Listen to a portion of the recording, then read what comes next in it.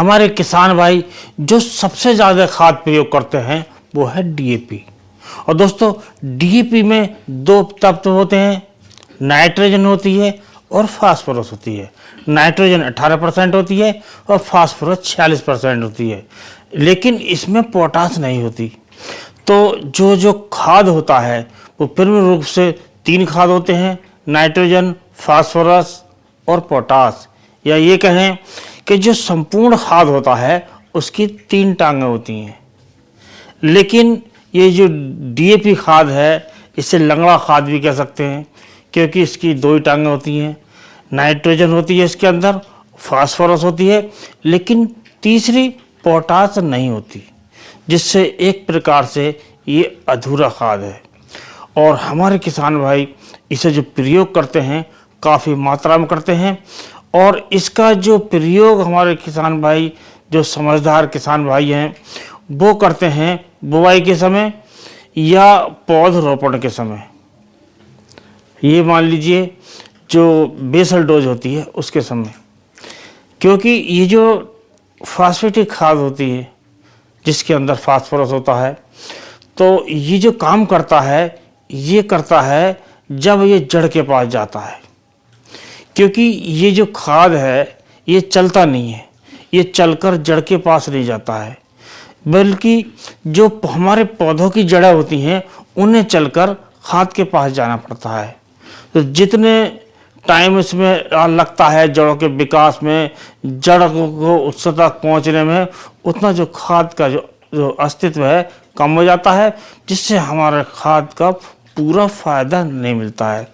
तो हमें जो प्रयोग करना चाहिए डीएपी का खाद, वो केवल बुवाई पर करना चाहिए या पौधरोपण के समय करना चाहिए, ताकि ये जो खाद है जो हमारे पौधों की जड़ों के पास जा सके और इससे पूरे रिजल्ट मिल सकें। और दोस्तों ये जो खाद होता है एक प्रकार से ऐसा खाद है जो हमारे किसान भाई हैं इससे सबसे ज़्यादा प्रयोग में लेकर लाभ उठाते हैं। और इससे जो पौधों की जो वृद्धि होती है या और कई कार्य होते हैं, तो इनके बारे में जानते हैं। तो सबसे पहले बात करते हैं जो इसके अंदर होती है नाइट्रोजन, जो 18% होती है। और नाइट्रोजन का जो काम होता है वो होता है वेजिटेटिव ग्रोथ, अर्थात जो वेजिटेटिव ग्रोथ हमारी पौधे की तेज होती है, क्लोरोफिल की मात्रा बढ़ती है। और क्लोरोफिल की मात्रा बढ़ने से जो हमारा पौधा है वो फोटोसिंथेसिस की क्रिया तेज करता है, जिससे हमारे पौधे की जो ग्रोथ है वो तेज होती है। कुल मिलाकर हमारा पौधा, हमारी फसल हमें ज़्यादा उत्पादन देता है। और दोस्तों इसके बाद आता है जो इसमें होती है फास्फोरस। और फास्फोरस की जो मात्रा होती है इसके अंदर वो होती है 46%। और ये जो फास्फोरस का जो कार्य होता है वो प्रमुख कार्य होता है जड़ों का विकास। जड़ों का विकास इससे होता है, तने का विकास होता है, तने की मोटाई बढ़ती है और जो तना है उसकी जो प्रतिरोधक क्षमता है वो बढ़ती है, जिससे जो हमारा तना है, जो हमारा पौधा है वो गिरता नहीं है। यदि फास्फोरस की कमी हो जाए तो हमारा पौधा नाइट्रोजन की अधिकता से वो नाजुक हो जाता है और वो हल्की हवा से ही गिर जाता है। तो ये जो फास्फोरस है इसलिए हमारे पौधे को मजबूत देता है। और ये मजबूती जो होती है ये जड़ों द्वारा होती है और तने द्वारा होती है। और ये एक प्रकार से ये फोटोसिंथेसिस क्रिया में भी सहायक है और हमारा जो पौधा है वो अच्छी ग्रोथ करता है। और दोस्तों इसमें जो कमी रह जाती है वो रह जाती है पोटास की।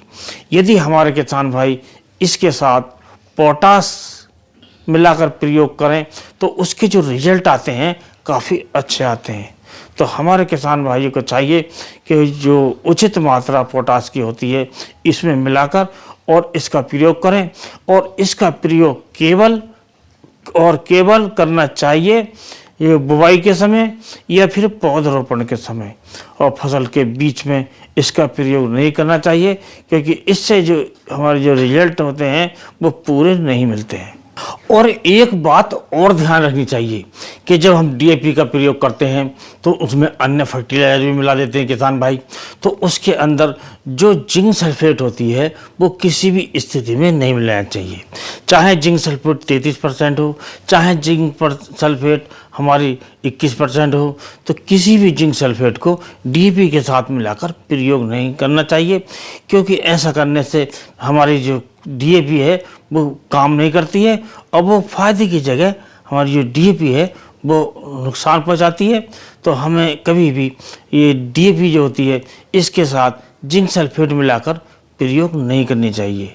और जो डीएपी है ये फायदेमंद तो है ही, लेकिन इसके साथ यदि हम इसका ज़्यादा प्रयोग करते हैं तो नुकसानदायक भी होती है, क्योंकि इसका जो पीएच मान होता है वो ज़्यादा होता है। यदि हम डीएपी ज़्यादा प्रयोग करेंगे तो हमारी ज़मीन का पीएच मान ज़्यादा हो जाएगा और हमारी ज़मीन क्षारीय हो जाएगी, जिससे उसके ऊसर बनने की स्थिति रहेगी और वो हमारी ज़मीन पैदावार कम देगी, क्योंकि बहुत बड़ी मात्रा में हमारे डीएपी प्रयोग नहीं कर पाते हैं पौधे और वो ज़मीन में फिक्स हो जाती है, उससे भी हमें काफ़ी नुकसान उठाना पड़ता है। तो डीएपी का प्रयोग तो हम करते ही करते हैं, लेकिन इसके साथ हमें जो प्रयोग करना चाहिए, जो गोबर का खाद होता है उसका प्रयोग करना चाहिए, जो केंचुए का खाद वर्मी कंपोस्ट होता है उसका प्रयोग करना चाहिए, या जो हम हरी खाद बनाते हैं, जो ढैंचा बोते हैं, सनी बोते हैं और इन्हें बुवाई करके मिट्टी पलटने वाले हल से पलट कर उससे सड़ा कर गलाकर उससे हरी खाद बनाएं, तो इससे जो हमारी ज़मीन है उसमें कार्बन की मात्रा बढ़ती है और हमारा जो काम हो जाता है वो आधी डीएपी में ही हो जाता है। अर्थात जितनी हम डीएपी डालते हैं वो सारी की सारी हमारी मिट्टी को लगती है, हमारे पौधों को लगती है। यदि हम इन चीज़ों का प्रयोग नहीं करते हैं, जैसे गोबर के खाद का प्रयोग नहीं करते हैं और वर्मी कंपोस्ट का प्रयोग नहीं करते हैं, या सनी या ढैंचे की बुवाई करके हरी खाद का प्रयोग नहीं करते हैं, तो हमारी ये डीएपी है पूरा लाभ नहीं दे पाती है फसल को और हमें लाभ की जगह हानि हो जाती है। तो दोस्तों, आज का वीडियो यदि पसंद आया हो तो वीडियो को लाइक कीजिए, दोस्तों में शेयर कीजिए और इसी प्रकार के धमाकेदार वीडियो चैनल पर और आने वाले हैं, उन वीडियो को देखते रहने के लिए चैनल को सब्सक्राइब अवश्य कीजिए। इसके साथ जो बेल आइकन का बटन है उसे प्रेस कर दीजिए, ताकि आपको जो वीडियो पढ़ने की जो सूचना है, जो नोटिफिकेशन है, वो आपको समय से मिल सके और आप हमारे वीडियो लगातार देखते रहें। इसी के साथ इस वीडियो करते हैं समाप्त। अगले वीडियो में नए टॉपिक के साथ फिर मिलते हैं, तब तक के लिए नमस्कार।